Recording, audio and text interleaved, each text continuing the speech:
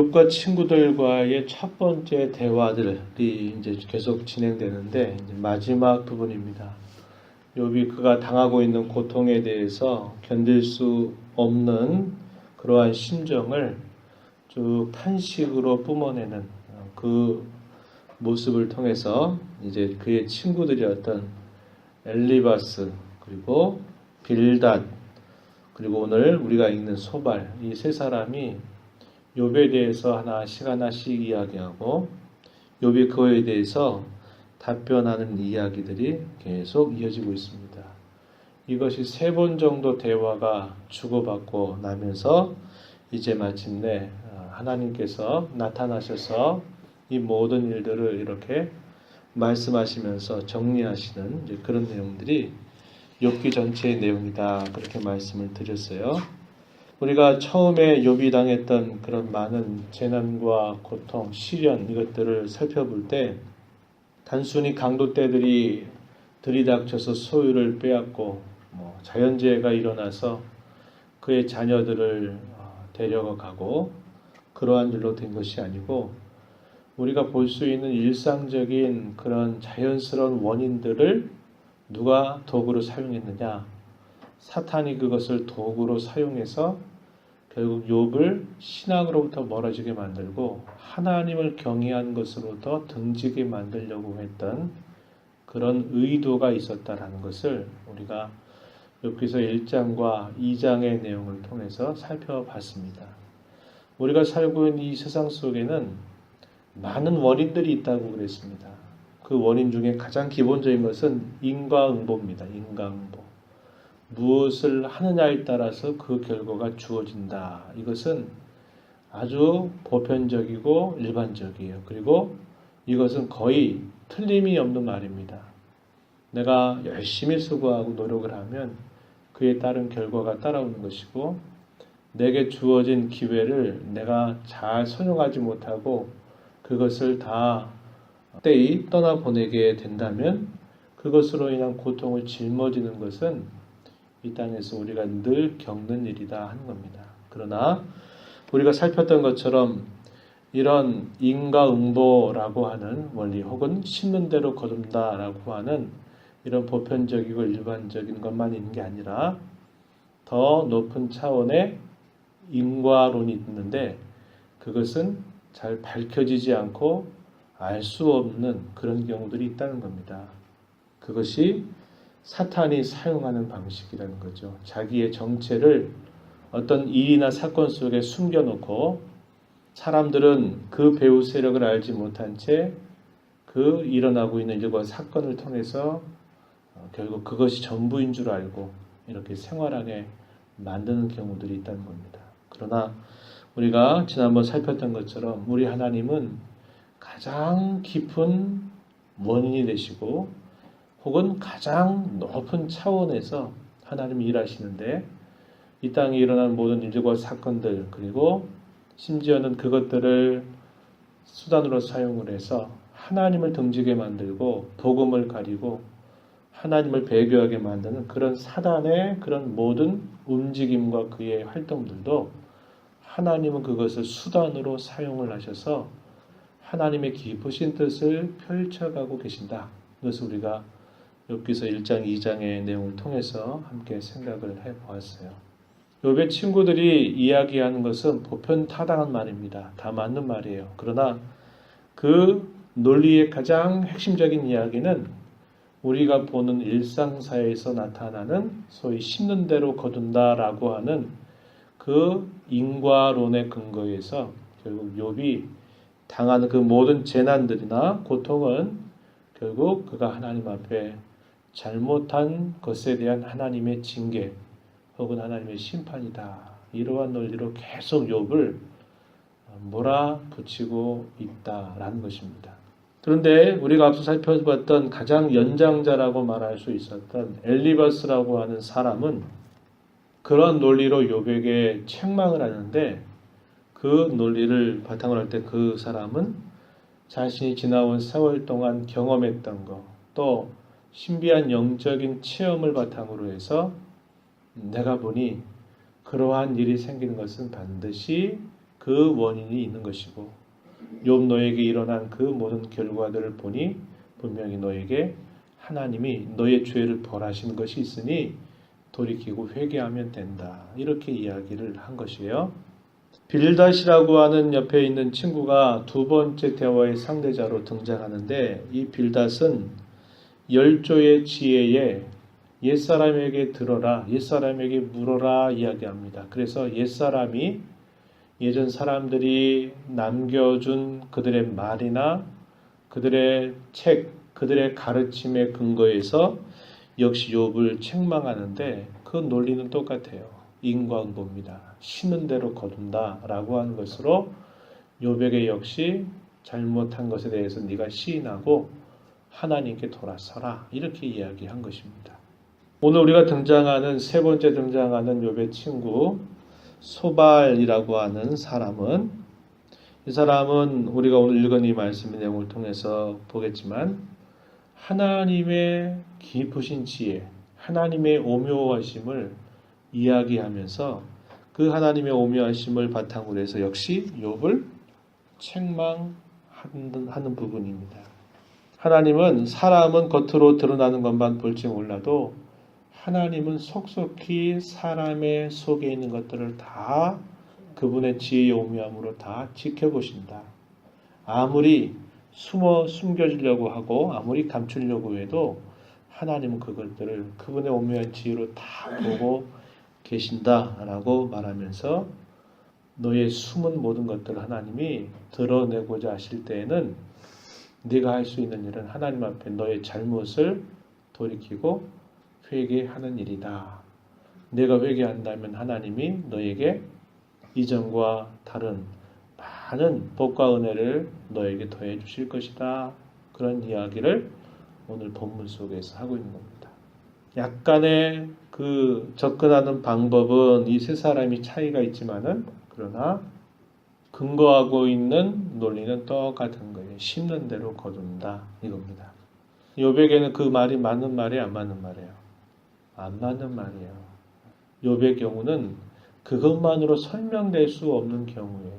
욥이 만약에 그 사실을 알았다면 그가 일상 속에서 하나님과 교제하면서 그가 보내왔던 것을 안다면 어려운 일을 만났을 때 그는 즉시 하나님 앞에 회개했을 것입니다. 하나님, 제가 잘못했습니다. 이렇게 하면서 회개했을 거예요. 그러나 그런 상황이 결코 아니었다는 거예요. 왜 그렇습니까? 욥기 1장 초두에 보면 뭐라고 말하죠? 그의 아들이 어떤 일로 잔치를 하게 되면 혹여나 알지 못하는 사이에 자녀들이 하나님을 향해서 죄를 범하지 않을까 이것을 두려워하면서 항상 어떻게 했습니까?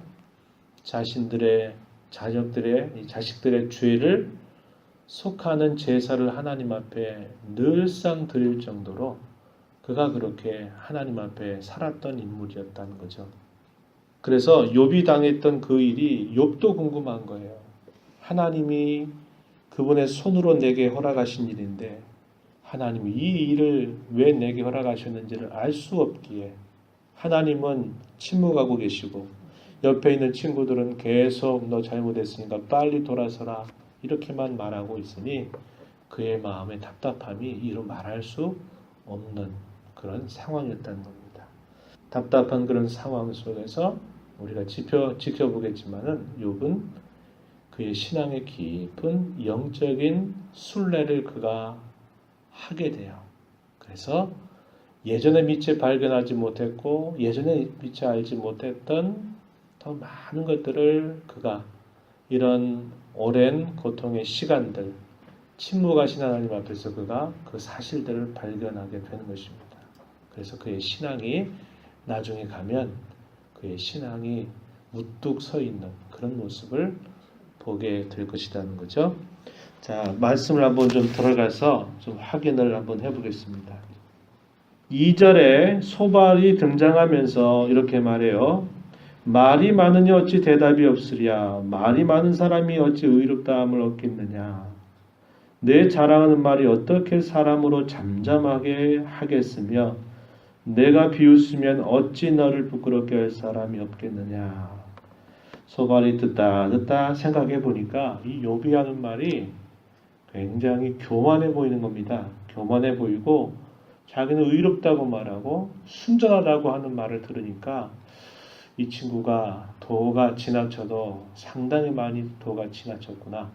이 생각을 하고는 이제 나서서 이 소발이 욥에게 말하는 것입니다.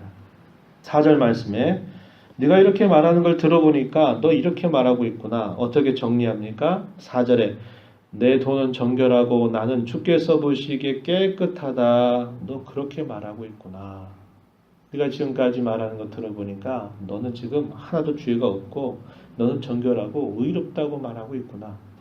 너 참 교만하게 그지없구나. 이런 식의 말을 하는 것입니다. 그러면서 하나님의 오묘함을 그가 이야기하기 시작해요. 6절에 지혜의 오묘함으로 내게 보이시기를 원하노니 이는 그의 지식이 광대하심이라. 하나님께서 너로 하여금 너의 죄를 잊게 하여 주셨음을 알라. 그가 지금 원하는 게 뭐예요? 바라는 게 뭐라고 그랬습니까? 하나님의 지혜의 오묘함으로 너를 깨우쳐 주시기를 원한다. 너의 이 교만한 마음을 꺾어 주시기를 원한다. 이렇게 이야기하는 겁니다. 하나님께서 너로 하여금 너의 죄를 잊게 하여 주셨음을 알라. 네가 의롭게 보이고 뭔가 순전하게 보이는 그것은 하나님께서 너를 이렇게 예쁘게 봐주셔가지고 그런 것임을 너 알아라. 네가 의롭거나 순전하거나 네가 올바르다고 생각하지 말아라. 네가 지금 그런 태도를 취하는 걸 보니까 하나님이 오묘한 지혜를 가지고 너의 그런 모자람과 부족함을 좀 분명하게 보여주시기를 나는 원한다. 이렇게 소발이 욥을 향해서 말을 하는 것입니다. 7절 이하에 보면 하나님의 오묘함에 대해서 강조합니다. 내가 하나님의 오묘함을 어찌 능히 측량하며 젖는 자를 어찌 능히 완전히 알겠느냐. 하늘보다 높으시니 내가 무엇을 하겠으며 수월보다 깊으시니 내가 어찌 알겠느냐. 그의 크심은 땅보다 길고 바다보다 넓다. 이렇게 말합니다. 높고 깊고 길고 넓다. 뭐가요? 하나님의 오묘하심이 깊고 길고 넓다. 이렇게 표현했습니다. 그리고 11절에 한번 보세요. 하나님은 허망한 사람을 아시나니 악한 일은 상관하지 않으시는 듯 하나 다 보신다. 하나님은 모른 채 하는 것처럼 보이지만 하나님은 다 지켜보고 있다. 그것이 잘하고 있는 것인지 못하고 있는 것인지 그것이 악을 행하고 있는 것인지 아닌지 하나님은 직접 관여를 하시지 않는 듯 보이지만 이 모든 것들을 다 알고 계신다라고 이렇게 이야기하는 것입니다. 그러니까 이 소발은 하나님의 그 지혜의 오묘함을 갖고 네 숨은 모든 것들을 하나님이 간과하신 건데 하나님 오묘함으로 네 숨은 모든 것들을 다 드러내신다면 그렇게 드러내 주시기를 원하는 거죠. 그래야 네가 말하는 그 교만한 말들을 네가 더 이상 하지 않겠느냐 이렇게 이야기하는 겁니다. 소발이 적용하는 논리는 욥의 숨은 것을 드러내달라는 겁니다. 그렇게 사용하는 거예요. 욥이 당한 고난에 대한 접근은 오직 한 가지입니다. 심는 대로 거둔다. 인과 응보의 원리입니다. 하나님이 행하실 그 오묘함 속에 사람이 당하는 고통의 문제를 넓게 보고 그 오묘함이 또 그 안에 숨어져 있을 수 있다라는 것을 생각하는 게 아니라 하나님의 오묘함을 네 숨은 죄, 네가 가리려고 하는 그것을 드러내는 일에 써주시기를 원한다고 이렇게 말을 하고 있는 겁니다. 13절 이하에 보면 뭐라고 말해요? 만일 내가 마음을 바로 정하고 주를 향하여 손을 들 때에 내 손이 죄악이 있거든 멀리 버리라. 뭐 하라는 겁니까? 회개하라는 말이죠. 불의가 내 장막에 있지 못하게 하라. 이것도 역시 회개하라고 하는 말이에요. 그리하면 회개한다면 15절에 내가 반드시 흠없는 얼굴을 들게 되고 굳게 서서 두려움이 없으리니 곧 내 환난을 잊을 것이라. 17절에 내 생명의 날이 대낮보다 밝게 될 것이고 18절 내가 희망이 있으므로 안전할 것이며 두루 살펴보고 평안히 쉴 것이고 19절 내가 누워도 두렵게 할 자가 없겠고 많은 사람이 너에게 은혜를 구하게 될 것이다. 이렇게 말하는 겁니다. 마음의 숨은 죄를 우리가 숨기는 것은 하나님 앞에 허망한 일이에요. 소발의 말처럼 일반적으로는 그렇습니다. 그러나 문제는 뭐예요? 욥에게는 맞지 않는 이야기다라는 것입니다. 그가 성급한 판단을 가지고 욥을 정죄하면서 회개하라고 촉구하는 것은 욥에게 맞지 않는 일임을 우리는 보게 되는 거죠. 우리는 그래서 하나님을 바르게 알고 깊이 알아가고 주의 말씀에 아주 익숙한 자들이 되어야 되고, 익숙한 하나님의 말씀 그 내용을 우리의 생활 속에, 우리의 삶 속에 혹은 다른 사람의 관계에서 그것을 올바르게 잘 적용할 수 있는 지혜로움을 갖고 살아가야만 됩니다. 그렇지 않으면 늘 하나님 앞에 실수를 할 수 있다는 것이에요. 우리가 이 한 주간을 살아가면서 하나님 말씀에 주의하고 그 말씀을 우선적으로 내 생활 속에 잘 적용하고 실천하면서 살아가는 복된 저와 여러분 모두가 되기를 진심으로 바랍니다. 하나님 아버지 감사드립니다. 주님의 은혜로 말미암아 또 이 하루를, 이 한 주간을 주께로 받아서 또 생활하게 하심을 감사합니다. 말씀으로 앞서가시는 하나님 앞에 귀를 기울이고 오늘도 앞서가시는 하나님의 말씀을 들은 자로 저희들의 생활 속에서 하나님을 바르게 알고 또 알게 하신 하나님의 뜻을 저희들의 생활 속에서 잘 순종하며 살아가는 복된 삶이 되도록 인도하여 주시옵소서. 말씀의 밝은 자, 말씀대로 살아가는 복된 삶을 통해서 하나님께 영광을 돌리는 삶이 되게 하여 주시옵고, 우리 하나님과 동행하는 복된 걸음을 걸어가도록 인도하여 주시옵소서. 은혜의 보좌 앞에 나와서 간구하는 모든 심령들에게 풍성한 은혜를 더하시고 은혜 받은 자로 합당하게 살아가기 부족함이 없도록 도와주시옵소서. 귀하신 예수님 이름으로 기도하옵나이다. 아멘.